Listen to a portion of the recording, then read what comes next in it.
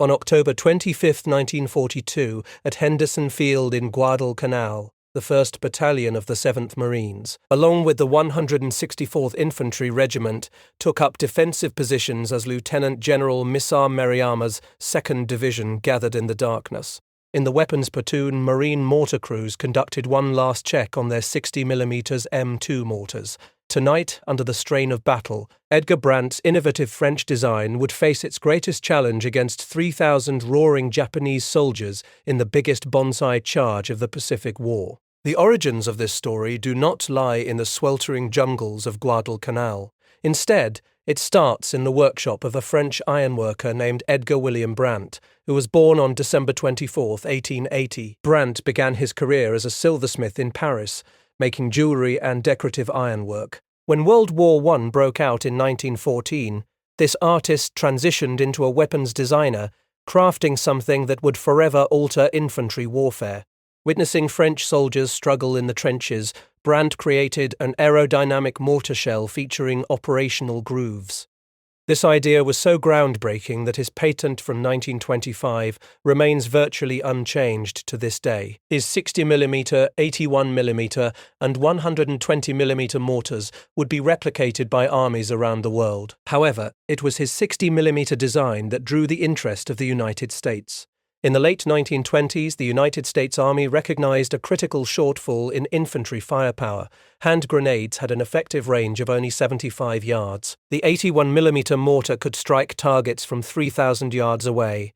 Yet, in between, there existed a dangerous gap where enemy forces could gather unnoticed. The Army required a weapon that was compact enough for company commanders to carry, yet powerful enough to disrupt enemy assaults. In 1938, the United States War Department acquired 8 of Edgar Brandt's French-built mortars, designating them as the mortar 60mm M1. However, American engineers at Waterfleet Arsenal, the nation's oldest continuously active arsenal, envisioned a different direction. They revised the production drawings to adapt them for standard American threads, tubes, and plates.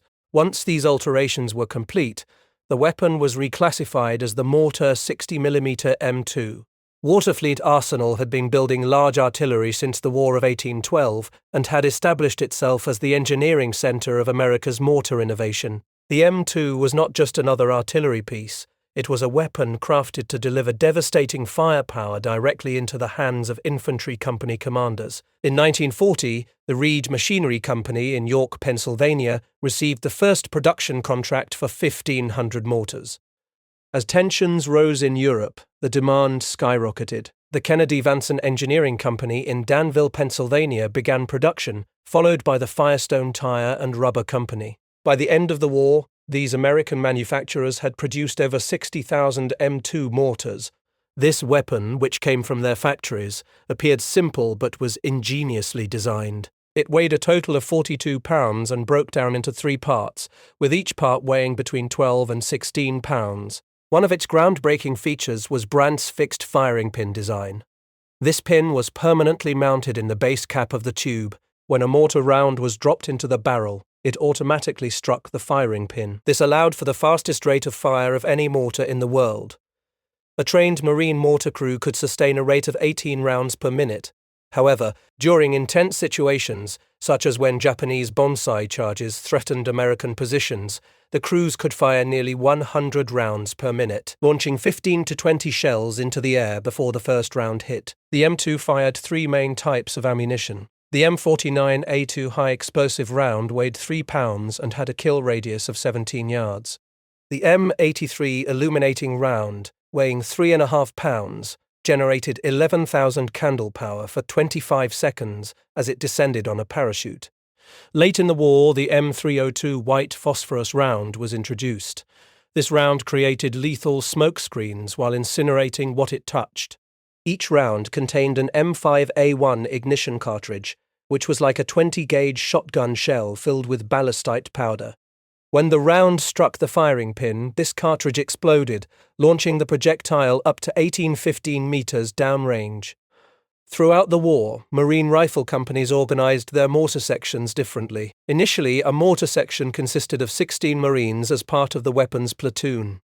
A sergeant led the section, commanding 3 mortar squads headed by corporals.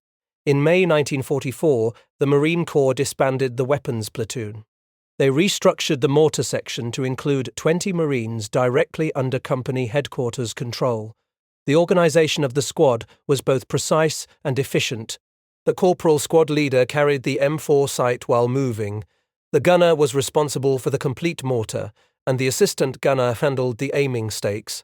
3 ammunition bearers transported rounds in M2 ammunition vests, with each vest capable of holding multiple shells. Organizational changes reflected hard-learned lessons from the fighting in the Pacific. Company commanders required immediate fire support that could adapt to fast-changing tactical situations. The M2 mortar, often referred to as the company commander's hip pocket artillery, provided this much-needed capability. On Guadalcanal, as Moriyama's forces got ready for their assault in October, American Marines had already been fighting for nearly 3 months to secure Henderson Field.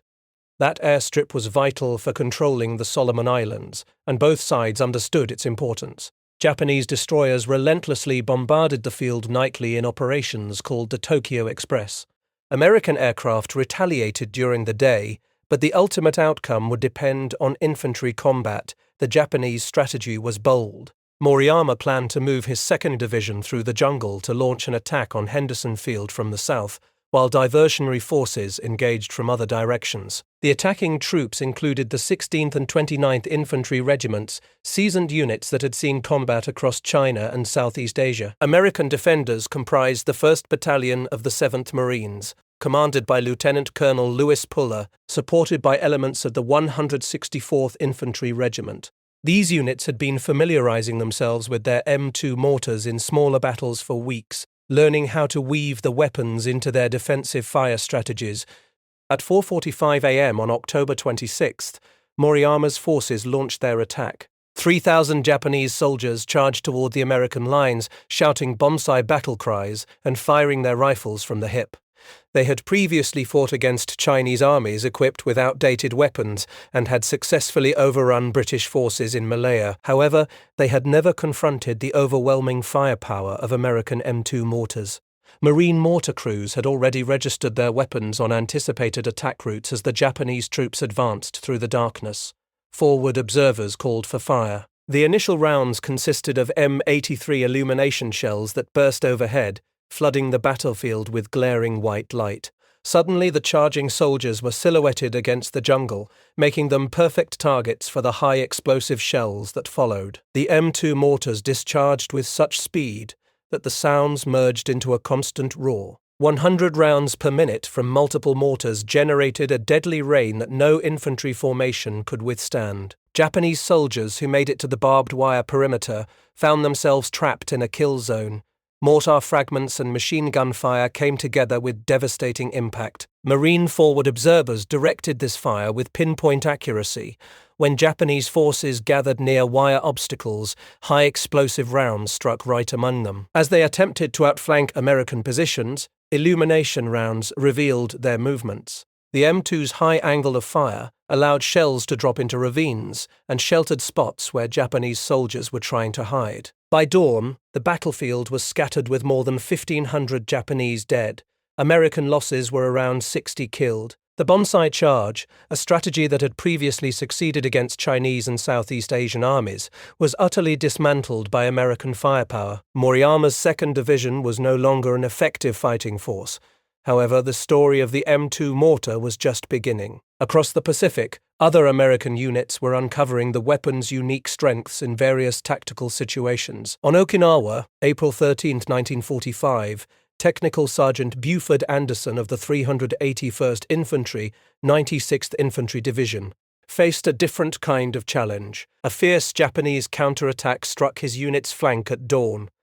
Anderson ordered his men to take cover in an ancient Okinawan tomb while he confronted the assault alone. Armed only with a carbine, Anderson fired an entire magazine at close range into the charging attackers. When he ran out of ammunition, he grabbed an unexploded Japanese mortar round and hurled it back among the enemy soldiers, killing several when it detonated. But Anderson was not finished. Spotting a box of American M2 mortar shells, he removed the safety pins and began banging the bases against rocks to arm them manually. He then threw these live shells like grenades into the advancing Japanese force. Weighing just 3 pounds each, the mortar rounds were light enough for a strong man to throw effectively in close combat. Anderson's desperate improvisation paid off. The armed mortar shells exploded among the Japanese attackers, killing 25 enemy soldiers and taking out several machine guns and knee mortars. His solo defense saved his unit and earned him the Medal of Honor from President Harry Truman. This event highlighted another brilliant aspect of the M2's design. Edgar Brandt created a weapon system so straightforward and dependable that individual soldiers could adjust it to unforeseen tactical challenges. The rounds were light enough for hand-throwing when needed, yet strong enough to stop determined infantry assaults. Marine Eugene Sledge found another way to use the weapon during his time with Company K, 3rd Battalion, 5th Marines, 1st Marine Division on Peleliu and Okinawa. Sledge served as a 60mm mortar man and saw firsthand how this weapon could tackle tactical challenges that larger artillery units could not solve. At one location on Okinawa, an elongated ridge had held back Marine infantry attacks for 3 days, even with heavy artillery support. Traditional artillery shells were landing in front of or behind the Japanese defenders, who had found a narrow ravine that offered perfect cover from fire at a flat trajectory. Sledge's mortar section, led by an experienced sergeant named Bergen, looked at the tactical issue differently. They figured the Japanese must be hiding in a gully along the ridge crest. Artillery could not hit them due to the high-angle protection, but mortars could. Bergen registered 3 M2 mortars with overlapping fields of fire. One mortar fired from right to left along the ridge, another from left to right, and the third aimed directly down the crest. This triangulated firing pattern left the Japanese soldiers with no place to hide in the ravine. When the mortar barrage stopped, Marine infantry advanced up the ridge without taking a single shot. Bergen's inspection of the target area showed over 50 freshly killed Japanese soldiers in the narrow ravine. All were victims of 60mm mortar fire. Artillery shells had completely missed them, but the M2's high-angle trajectory had dropped shells right into their sheltered spot. This tactical win showed why the M2 earned the nickname Hip Pocket Artillery. Company commanders could position mortar sections to tackle specific tactical issues that larger weapons could not address. Its portability allowed it to be moved quickly to adapt to changing tactical situations. Japanese military analysts were increasingly worried as they studied these American tactics. Captured documents revealed their evaluation of American mortar effectiveness in detailed tactical reports. Japanese officers noted that American infantry companies always used heavy bombardment before launching attacks, making their movements predictable. However, they also recognized the devastating impact of the mortars. The effectiveness of American mortar fire was clear. A Japanese analysis from Guadalcanal pointed out that the American army had a vulnerability. They were quite susceptible to artillery and bombing attacks. However, it was also recognized that American mortar sections could deliver consistent fire that made Japanese counterattacks very costly. Japanese forces learned to seek shelter in caves and tunnels during bombings. They would only come out when American infantry began to advance. Yet, Japanese tactical doctrine placed a higher value on aggressive infantry action instead of heavy weapons support. Although Japanese army mortars were more numerous and varied than those of any other army in World War II, Japanese officers believed in the importance of the feudal warrior spirit of individual soldiers over the coordination of firepower. This philosophical divide led to a tactical mismatch. American infantry companies with M2 mortars could coordinate their fire with mathematical accuracy. In contrast, Japanese forces primarily relied on bravery and surprise. The outcome was predictably one-sided when courage faced coordinated firepower. To counter the effectiveness of American mortars, Japanese forces tried to use their own weaponry. The Type 89 50mm grenade discharger, known as the knee mortar by Americans, was widely issued to Japanese infantry units. A single Japanese rifle company could deploy 12 of these weapons, while an American company had only 3 M2 mortars. However, the Japanese knee mortar had major limitations. It could fire grenades only 75 yards at most, while the M2 could reach up to 15 yards.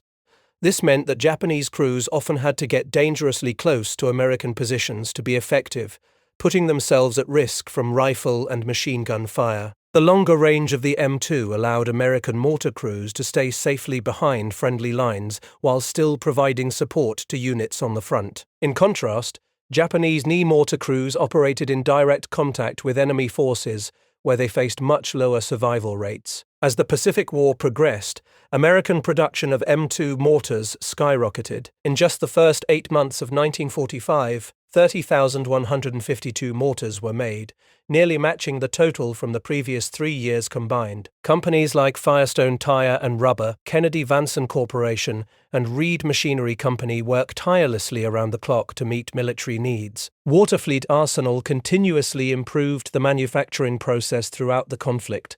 At its peak, the production facility employed more than 9,000 workers.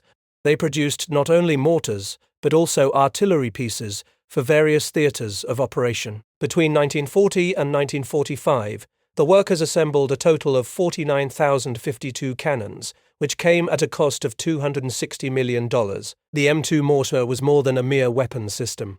It represented the American industrial ability converted into a tactical edge. Edgar Brandt's original design was impressive, but American engineers and manufacturers adapted it into a mass-produced weapon. Every infantry company in the United States military received these mortars. This surge in production had strategic effects that extended beyond individual battles. Japanese forces faced not only well-trained American troops, but also units equipped with superior weapons in large numbers. Each American rifle company had immediate fire support within the unit. In contrast, Japanese companies depended on assets from their regiment or division, which might not always be available when urgently needed. This tactical flexibility was groundbreaking. American company commanders could call for immediate mortar fire without needing permission from higher command. They could adjust fire missions in real time, responding to changing conditions on the battlefield. Additionally, they could manage multiple fire missions at once to support intricate tactical maneuvers. Japanese commanders, bound by a more rigid command structure, struggled to keep up with this level of responsiveness. By the time Japanese officers could organize fire support, American units had often repositioned or achieved their tactical goals. This technological and tactical advantage became increasingly obvious as American forces advanced closer to Japan. On Iwo Jima, from February to March 1945, the Japanese had created the most complex defensive system seen in the Pacific War. 18 kilometers of tunnels linked bunkers, artillery, and command centers across the volcanic island. Lieutenant General Tadamaki Korabai led 21,000 Japanese troops armed with 320mm spigot mortars, numerous machine guns, and accurately sighted artillery pieces. Every square meter of Iwo Jima was under pre-registered Japanese fire. The defenses were so formidable that American intelligence predicted casualties could reach 75%. Despite this, American forces, including 70,000 Marines equipped with M2 mortars, successfully took the island in just 36 days. The M2's ability to launch shells into Japanese cave positions and reverse slope defenses was key to victory. Larger artillery often struggled to hit the Japanese positions, while 60mm mortars could deliver accurate fire anywhere on the battlefield. The cost in lives was immense. American forces faced 24,053 casualties, including 6,140 Marines killed, and carry SBSEs interper and tiled, while Japanese losses were even greater, with nearly the entire garrison wiped out. The M2 mortar's role in this triumph confirmed Edgar Brandt's original design concept under the most intense combat conditions. As the war approached its conclusion, American military leaders began planning for future conflicts. The M2 had shown its effectiveness in jungle warfare, amphibious assaults, urban combat, and defensive operations. However, technology was advancing quickly, and new designs were already in the works. The M2 would continue to serve American forces during the Korean War and the Vietnam War before being replaced by the M224 lightweight company mortar system in the 1970s. Yet, its influence on military tactics and American industrial strength had already cemented its historical significance. Edgar Brandt's design revolution achieved something outstanding. A French artist who became a weapons designer created a mortar system that empowered individual infantry companies with artillery-level firepower. American engineers refined and mass-produced this design to equip the largest military force in history. The outcome was a weapon that enabled American infantry to dominate battlefields from Guadalcanal to Okinawa. The story of the M2 mortar illustrates how technological innovation, industrial strength, and tactical flexibility combined to produce battlefield superiority. Despite their bravery and resolve, Japanese forces could not compete with American units that had immediate and effective fire support at the company level. When Technical Sergeant Buford Anderson fired mortar shells at advancing Japanese soldiers, he was utilizing Edgar Brandt's ammunition design in a way the French engineer never anticipated. When Eugene Sledge's mortar section took out 50 Japanese soldiers in a ravine that artillery could not reach, they were implementing tactical principles that transformed infantry warfare. When Marine mortar crews unleashed 100 rounds per minute to disrupt Banzai charges at Guadalcanal, they showcased the advantages of superior technology. Training could overcome traditional military strategies.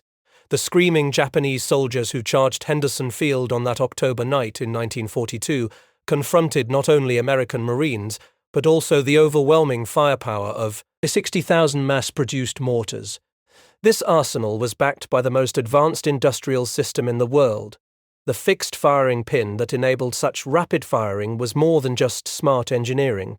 It represented American methods of warfare that focused on technological supremacy, coordinated fire support, and a significant material advantage. Japanese forces, despite their courage and determination, found that bravery could not defeat an enemy armed with portable artillery capable of firing 100 rounds per minute with precise accuracy. From Edgar Brandt's workshop in Paris to production lines at Waterloo Arsenal and the volcanic beaches of Iwo, the M2 mortar connected industrial progress to success on the battlefield. When American company commanders referred to their mortars as hip pocket artillery, they were describing more than just a weapon. They were highlighting a tactical revolution that changed infantry warfare forever. The Japanese soldiers who encountered these mortars at Guadalcanal, Saipan, Iwo, and Okinawa relied on traditional tactics against an adversary that had fundamentally transformed infantry combat. When the last M2 mortar round detonated on August 15, 1945, it signified not only the conclusion of World War II, but also the end of an era where courage and resolve could solely determine outcomes in battles between ground forces.